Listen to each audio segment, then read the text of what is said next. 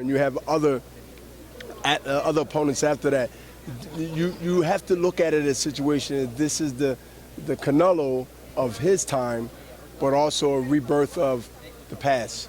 And he carries that Mexican heritage. He carries that type of swagger. And he's not a bad looking guy either. That helps in boxing. But let me tell you, this fight here with Miguel and also Canelo is one of those fights where you got rivalries and you have bragging rights on the line.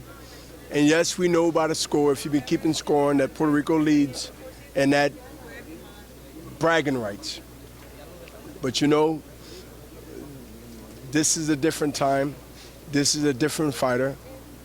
They came along in the last couple of years that people can say that we're going to, the Mexican fans in the boxing world, be able to now see someone that they can root for, whether they're Mexican or any other race.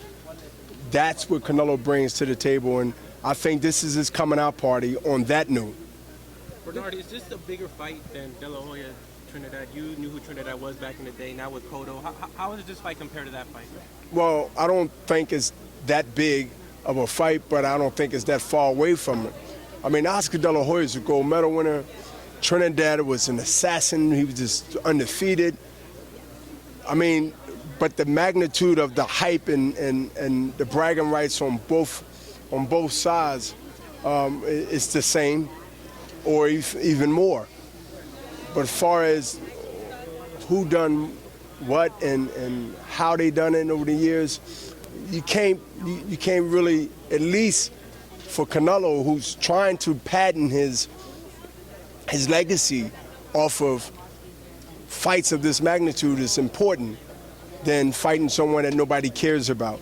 So when it comes to matching those legacies up, I mean, Oscar and Trinidad, I mean, come on,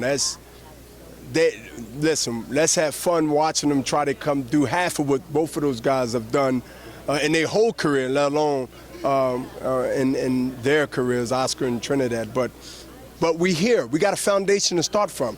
See, the thing is, we can talk about the ifs and what ifs, but we have a foundation of two proud champions that have the country on their backs.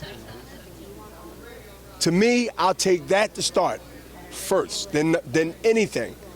And that's build off that come this Saturday on HBO pay-per-view and Ring TV. I know it's going to be one of those fights where people are going to be talking about. It's not even, you don't even have to hype this fight.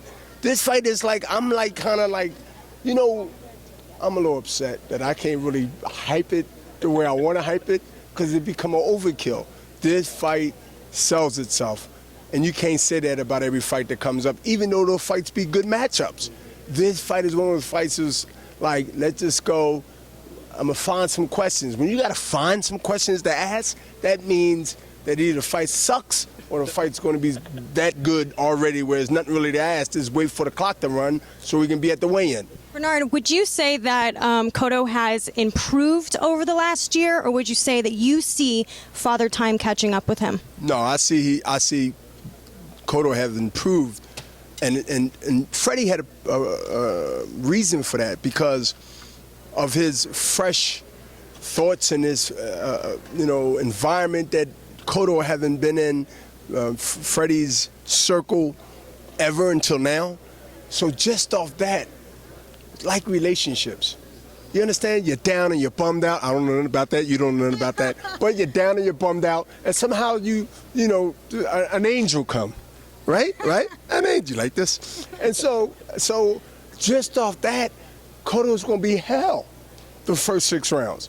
I told people, I said, listen, because he wants to prove to Freddie and himself, or himself and then Freddie, that the time that they put in together with each other and get to know each other in training. I'm not talking about as a trainer and as a fight fan. Obviously, they knew each other for years. But to be working together, that's a fresh new start. You up, you motivated, you go on, you offer good energy. It's like a relationship. And this relationship is not really 100% good for us. Canelo going to have to cool that fire down. He's going to have to put doubt in Cotto's mind, and going to have to make him feel like he's not 35, maybe 45. That ain't gonna be easy from a veteran, sharp, a guy that know how to be at the big dance and know how to act at the big dance. Cotto has all those advantages. And that's what make this fight kind of, you know, you got one side saying this, you got one side, you got 40, 60, 40, you got 50, 50. This fight is one of those fights on paper, you have to find things to debate about who should win, but on paper, this fight has a lot of reasons to go this way, which is Canelo, and a lot of reasons to go Cotto way.